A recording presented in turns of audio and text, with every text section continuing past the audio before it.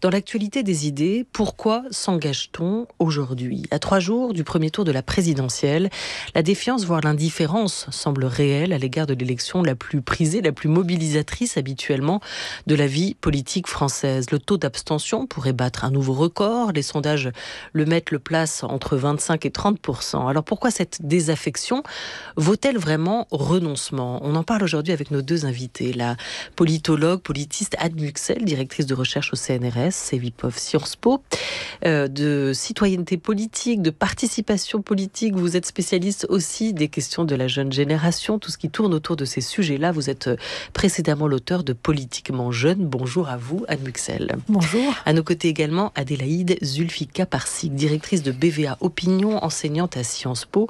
L'une et l'autre, je précise aussi, vous participez, vous collaborez à la Fondation Jean Jaurès, Anne Muxel comme administratrice, Adélaïde Zulfika Parsik comme experte associée.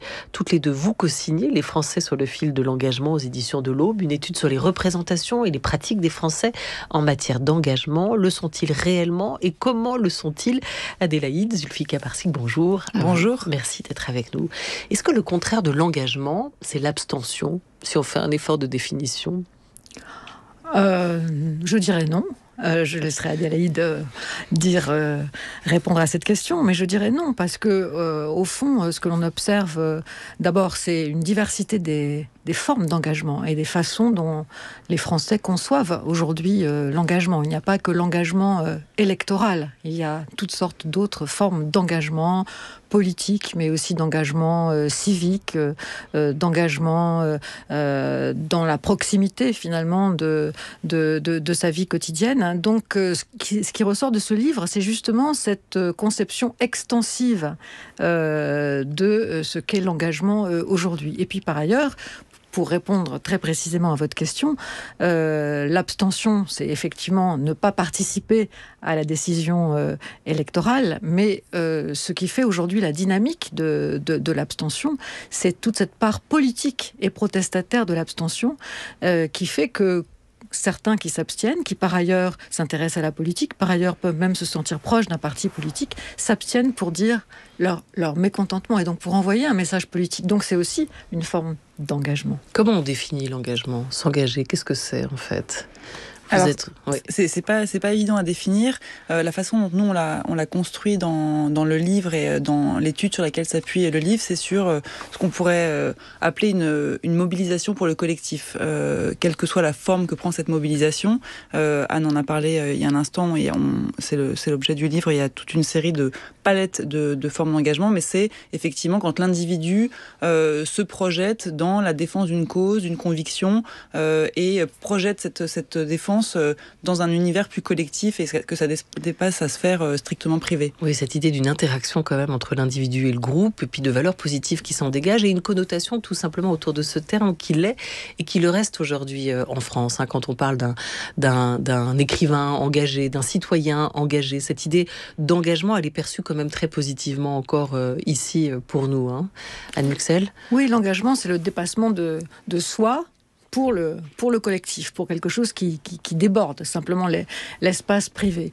Alors, de ce point de vue-là, le livre montre que les Français sont bien plus engagés qu'on ne le croit. Dès l'instant où on évalue leurs engagements à l'aune de l'élargissement de cette palette d'implications possibles dans le collectif. Mais en même temps qu'il y a cette disposition à l'engagement qui concerne quand même la majorité des Français, en même temps on observe aussi des pratiques plus individualisées de l'engagement. C'est-à-dire que les engagements sont moins relayés par des corps intermédiaires, par des partis politiques, par des syndicats, par des organisations, et ont pour vecteur des motivations et des initiatives plus autonomes et plus individuelles. Alors allons voir justement du côté des motivations, et vous le rappelez aussi en ouverture de cette étude.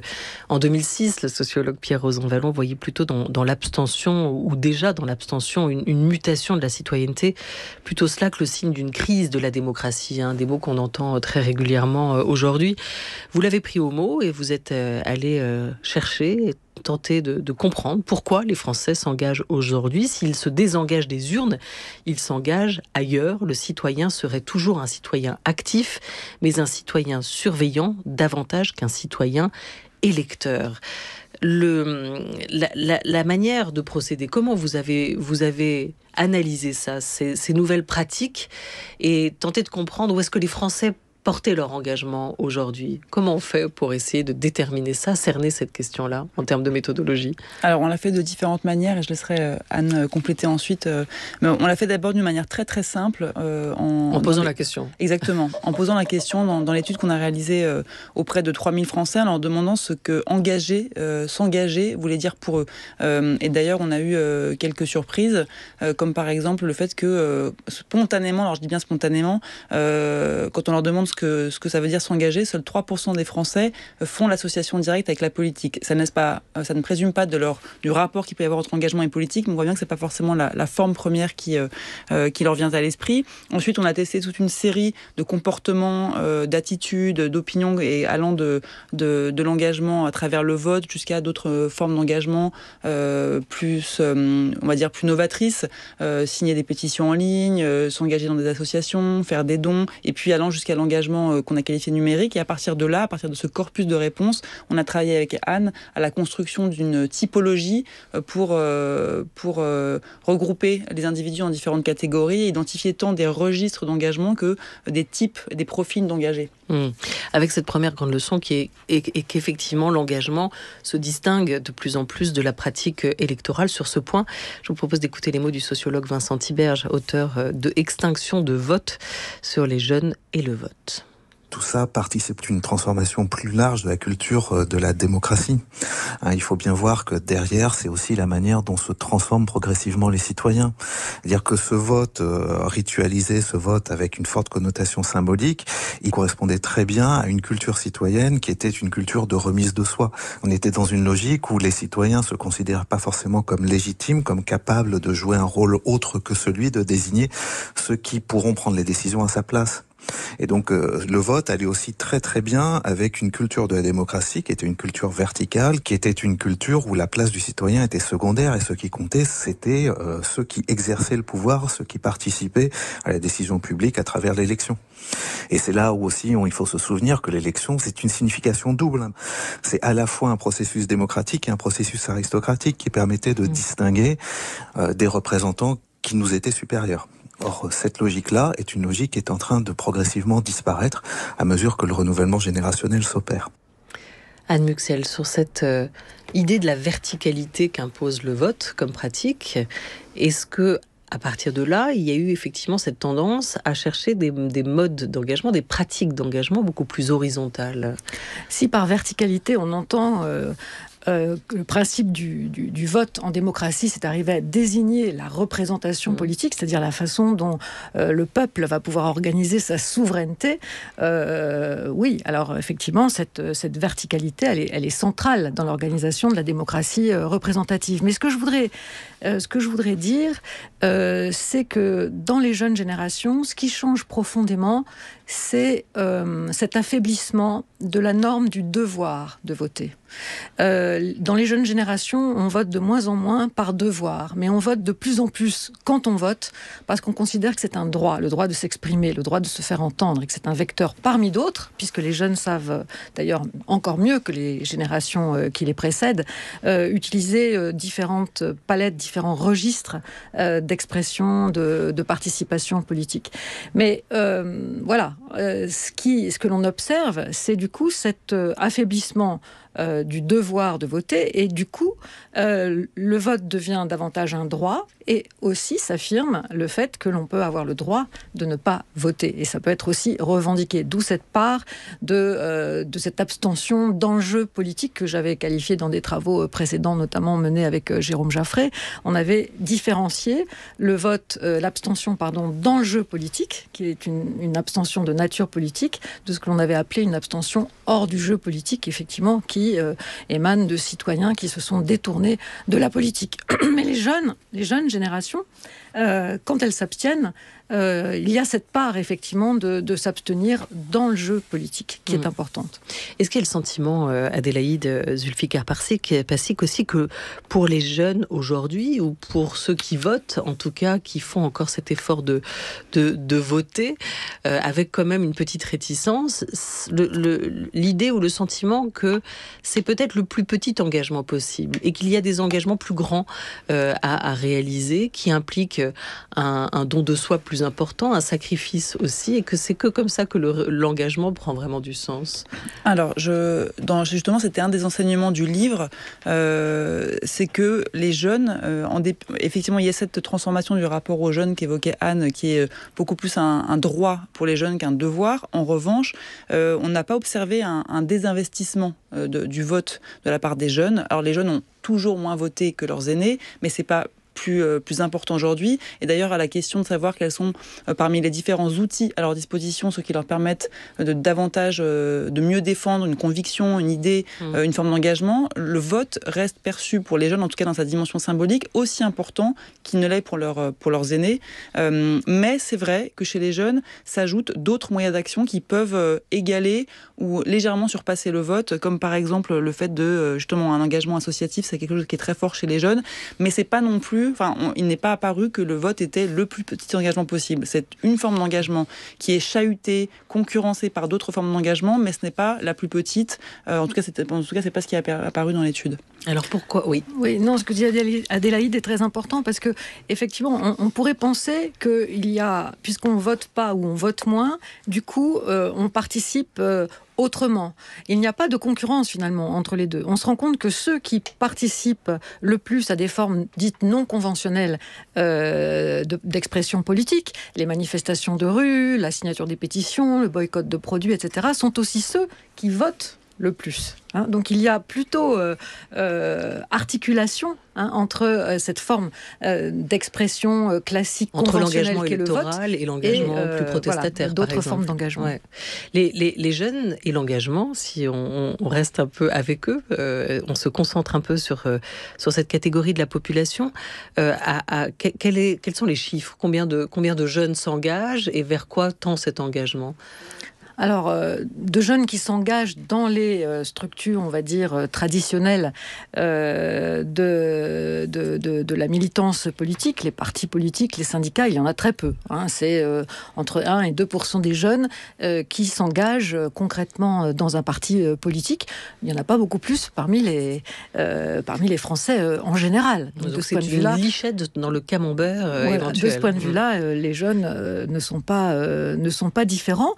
Il y a une petite notation d'ailleurs qui ressort de notre étude, qui est intéressante, c'est que alors que les partis politiques suscitent beaucoup de méfiance dans l'ensemble de la population pour les Français, eh bien il semblerait que chez les jeunes, en tout cas dans le renouvellement générationnel, l'attractivité des partis politiques remonte un tout petit peu. C'est en tout cas un résultat, certes à la marge, mais quand même un résultat de notre enquête.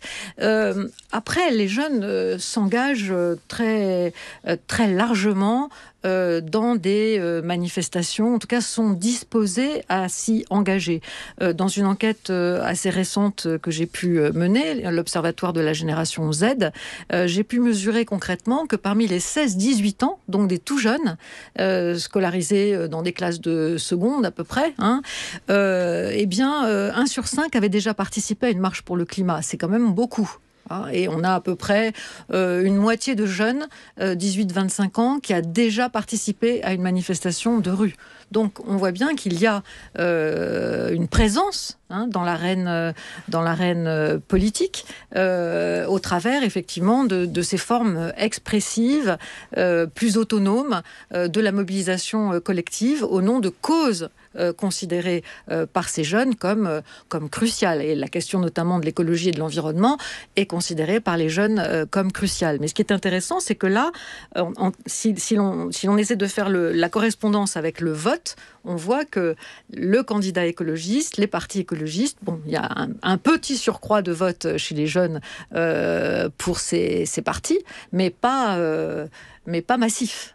Donc il y a une relative, une relative déconnexion entre le fait qu'ils soient préoccupés par un enjeu qui est celui de l'environnement, le fait qu'ils interviennent au travers de formes de mobilisation non conventionnelles, manifestations, signatures de pétitions, mobilisation en ligne, etc. Mais ça ne se reporte pas forcément en termes de vote sur un candidat. Alors, les Français sur le fil de l'engagement, c'est une étude, sociologie, radiographie de cette France qui s'engage, et justement, qui sont ces Français qui ont choisi de se manifester, d'imprimer aussi leur voix ou leur marque dans ces débats de société. Et comment se traduit cet engagement ? On a évoqué l'effet générationnel avec ce facteur qui est clair dans votre étude, que les jeunes de 18 à 24 ans, c'est peut-être chez les jeunes qu'il y a le plus d'engagement. Est-ce que le milieu social a encore une influence aujourd'hui sur l'engagement des Français et peut-être même, si on restreint un peu le cercle encore, la famille ? Oui, tout à fait, l'un comme l'autre d'ailleurs. Sur l'influence du milieu social, c'est très clair. On a créé, dans le cadre de l'étude, ce qu'on appelait un score d'engagement global qui permet de mesurer le niveau d'engagement des Français au-delà de ce qu'on appelle le déclaratif, du simple fait qu'ils disent « oui, je m'engage ». Et ce score d'engagement, il évolue de façon quasi linéaire avec le niveau d'études et le niveau de revenus. Plus je suis diplômée, plus j'ai un revenu élevé, plus je suis engagée. L'analyse des critères de ce qu'on appelle la catégorie socio-professionnelle le confirme. Les cadres, par exemple, s'engagent davantage que les ouvriers. Et effectivement, il semblerait que l'engagement reste une affaire de famille, puisque vous vous engagez d'autant plus que vos parents eux-mêmes étaient des militants, étaient engagés. Comme le disait Anne, quand on travaille sur le sujet, les militants sont d'abord des enfants de militants. On s'aperçoit que les personnes qui parlaient de politique, qui parlaient de sujets de société, avaient des conversations de cette nature-là autour de la table dans leur famille pendant leur enfance, s'engagent davantage. Donc effectivement, il y a toujours une influence à la fois du milieu social et plus précisément de la cellule familiale sur l'engagement. Là-dessus, rien de surprenant, non ? C'est plutôt... ça a toujours été comme ça, ou il y a un changement perceptible aujourd'hui ? Non, là-dessus, il n'y a pas de changement. La famille reste vraiment un creuset de l'identité politique et au-delà des comportements politiques. C'est dans la famille que se fait de façon précoce, précoce les premiers apprentissages politiques, même de façon, très informelle, très insidieuse. Les enfants observent très tôt un climat, finalement, politique, ou l'absence d'ailleurs de climat politique qu'il y a à la maison. Donc cette identité, ces premiers repères se façonnent très tôt. Et c'est vrai que dans les familles, plus on parle de politique, plus les parents montrent leur choix politique de façon explicite, plus cette transmission se fera aux enfants, et plus leurs enfants devenus adultes auront des chances d'être eux-mêmes politisés. Non, ce que je voulais ajouter, c'est que ce qui a été frappant justement dans cette analyse et dans cette observation, c'est que l'acte même de s'engager peut laisser croire qu'il s'agit d'un acte volontaire. Je m'engage pour quelque chose, je prends la décision de m'engager. Voilà, quelque chose qui relève d'un choix, de son libre arbitre. Et on voit bien qu'en fait, il existe quand même des facteurs qui vous prédisposent plus ou moins à vous engager. Alors ça ne veut pas dire que si vous n'êtes pas prédisposé, vous n'allez pas vous engager, mais il y a là une forme de paradoxe. Une sorte de déterminisme social de l'engagement. Oui, mais j'ai trouvé que c'était intéressant par rapport à la notion par rapport à la construction même du verbe qui laisse entendre qu'on agit vraiment volontairement quand on s'engage. Alors on dit la démocratie fatiguée. Il y a depuis quelques années des mouvements populistes à travers le monde. On voit aussi que les conflits n'ont pas cessé, loin de là, et avec très récemment la guerre en Ukraine, qui peut-être indique que nos démocraties, nos modèles sont à protéger, qu'ils sont toujours fragiles face à ces situations-là. Est-ce qu'il y a dans ces périodes de crise en France un regain d'engagement, et vers quoi les gens tournent leur engagement ? Oui, il y a une situation de crise suscite de la part des personnes qui quelquefois d'ailleurs pouvaient même être assez loin de toute idée de s'engager, des actes concrets. Dans le livre, on a pu montrer que, par exemple, la crise sanitaire et les 2 années que nous avons passées de crise sanitaire, et on ne sait pas d'ailleurs si elle est vraiment finie, avaient suscité de la part des Français bon nombre d'engagements, on les a appelés des engagements de proximité, c'est-à-dire de personnes qui rendaient service service à leurs voisins ou qui aidaient leurs proches les plus âgés ou les plus jeunes dans le cadre familial, mais aussi des étudiants qui étaient en situation de difficulté, de souffrance par rapport à leurs études, qui ont organisé des réseaux d'entraide entre étudiants, par exemple. On voit très bien dans cette enquête, dans ce travail que nous avons fait, que dans une situation de crise telle que celle-là, en tout cas, eh bien, les Français se mobilisent. Alors, c'est en dehors, effectivement, de la politique stricto sensu, mais il y a quelque chose de civique, malgré tout. C'est-à-dire, il y a cette idée que, y compris à partir d'un engagement individuel et privé, eh bien, on se dépasse soi-même pour aller vers l'autre, aider les autres, donc pour aller vers le collectif.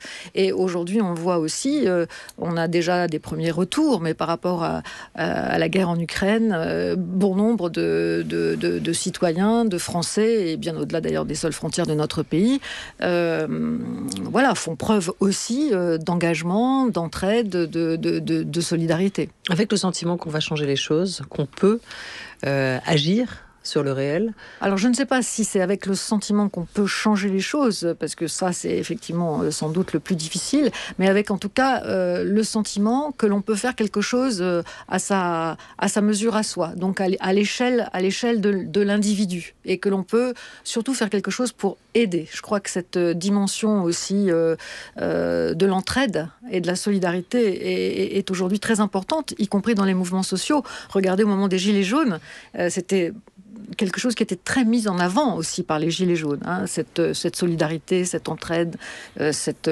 possibilité de vivre collectivement une expérience collective, au travers de laquelle les uns et les autres se reconnaissaient. Est-ce que ce mouvement des Gilets jaunes, justement, à vos yeux, à toutes les deux, a changé quelque chose dans le rapport des Français à l'engagement ? En tout cas, il est très caractéristique de ce qu'on peut mettre en exergue dans le livre, et on n'a pas parlé du titre du livre, mais qui est sur le fil de l'engagement, qui marque cette dualité entre une articulation entre des formes conventionnelles et des formes moins conventionnelles de l'engagement, et le quinquennat avec le mouvement des Gilets jaunes à cet égard est vraiment un bon exemple de cette dualité, avec d'un côté, on l'a vu lors des dernières élections régionales et départementales, des records absolus d'abstention qui peuvent laisser penser d'une fatigue démocratique, une perte de vitalité, une perte d'engagement, et dans le même temps, des mouvements comme celui des Gilets jaunes qui témoignent quand même de la vitalité des engagements, et notamment d'engagements sous d'autres formes, plus protestataires, et plus récemment encore, même si c'est dans une moindre mesure, les mouvements de protestation anti-vax, anti-pass sanitaire. Donc on voit bien à travers ce mouvement-là l'évolution des formes d'engagement, du processus d'engagement, de la mutation de l'engagement tel qu'on l'a décrit dans notre ouvrage.